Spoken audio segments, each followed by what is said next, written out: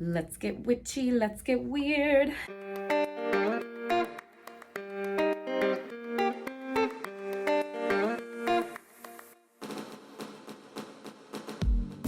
Hello and welcome to Practice Intimacy. This is the place to be to learn all about love, sex, and how to have the best relationships you possibly can.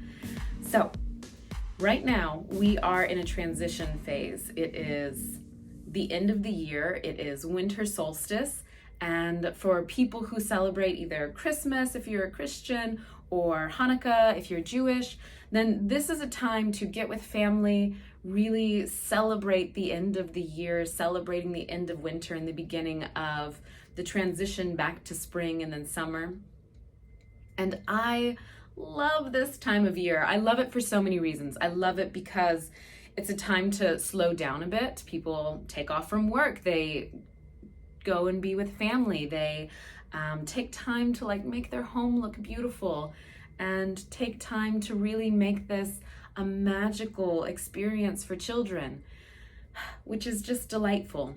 And if you are someone who wants to be a little bit more attuned with what this means in terms of nature and transitions and the winter solstice, you have found the right video. You have found the right space to be a little bit more, I think of it as witchy, a little bit more witchy, a little bit more engaged with pagan or Wiccan rituals. And that does not have to be to the exclusion of celebrating Christmas or Hanukkah. This could be in addition to those practices, those traditions that you might have. So I want to give you just a little bit of a sense of what this time means, and then I'll share a practice you could do. I lost my train of thought for a second, but we're back. So this period of time, winter solstice, which for people in the Northern Hemisphere, that's going to be on Wednesday, the 21st, December 21st, tomorrow for me. The winter solstice, it was really a time to celebrate. It was a time to celebrate the rebirth of the sun and to celebrate the end of winter and darkness. And so it's really a time to celebrate new beginnings, to be in hope, to be in light. And the way that people would often do this kind of celebration would be by having a giant party. And it's kind of like, okay, we've made it through the tough times, we've made it through winter, we've gotten through the cold and the dark, and now we're moving back into spring, we're moving back into summer, we're moving back into being able to work. This was actually a time to celebrate the end of being indoors and kind of cozy and taking care of yourself in a more quiet, relaxed way. Winter, it seems like everything is dead, but that's actually a time whenever most of the growth and nourishment is happening in nature. Trees are preparing to blossom, so they're conserving their energy and pulling energy up into their system in order to bloom whenever it starts getting warm again. And so that is really something that you can practice in your life. So this is the last little bit, the last few days of darkness, it being a longer nighttime and a shorter day. And then we're going to start moving into a longer day and a shorter night. And so what this means is right now is the time to think about, what new beginnings do you want? What hopes do you have for the coming year?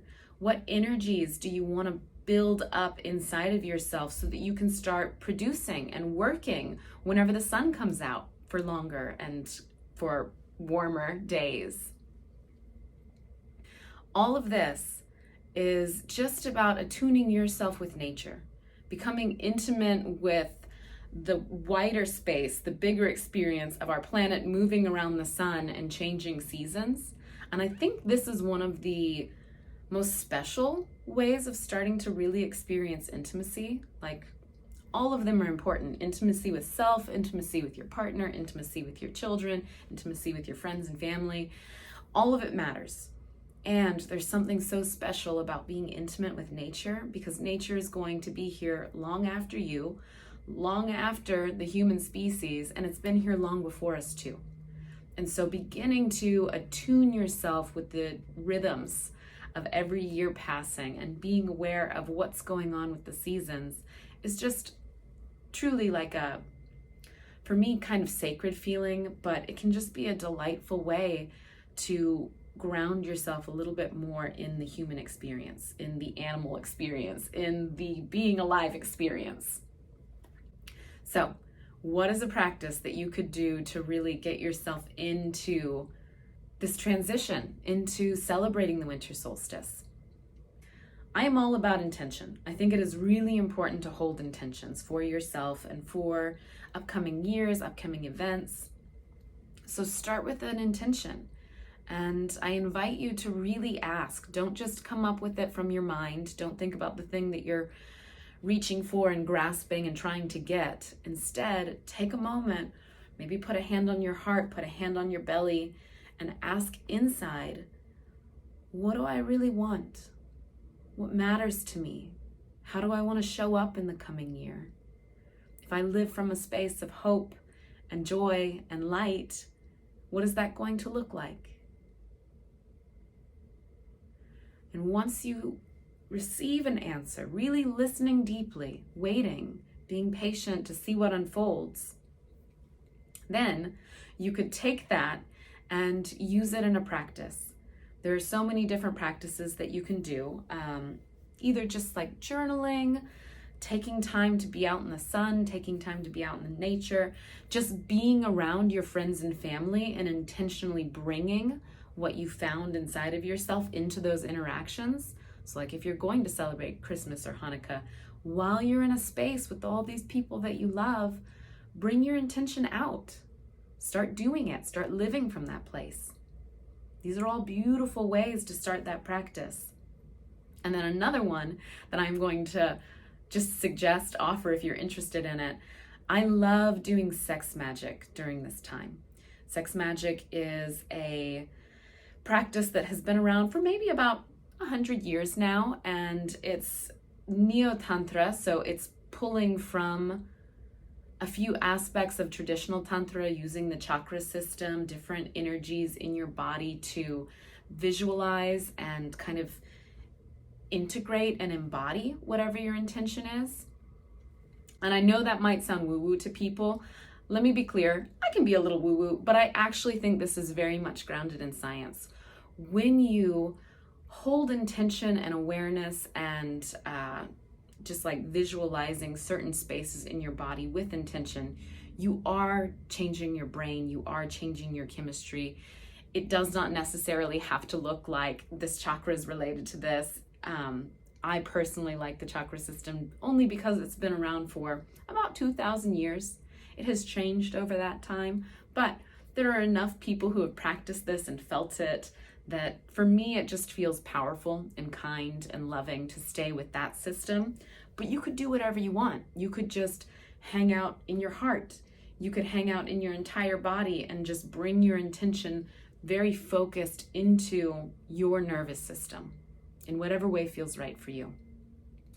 If you want to do a sex magic practice in the way I practice, then that means holding your intention and moving up the different chakras as you think about the intention, and maybe bringing some pleasure into your body with movement, with sound, with touch, and then sending that out into the universe, just kind of sending your intention out, bringing it back in, and then trying to live from that space. If you want to go through a guided practice where I take you through each one of the chakras and I will guide you through the entire practice of sex magic, join me tomorrow. I'm going to be going live on Instagram, and I'll guide you through, probably it'll be about a 20 to 30 minute practice on the winter solstice, and you can try this for yourself, see how it is for you. If you're watching this after the winter solstice and you're like, oh, I still want to do that, I'll include a link later. I'll put a link for that video in the, in the words section, and you can go back and watch it later whenever you're ready. I hope you enjoyed this video. Please feel free to share with me some of your intentions. I would love to hear what you're planning on bringing into your life during this winter solstice, this transition back into light and sun. and I will see you next time. Thank you so much for watching.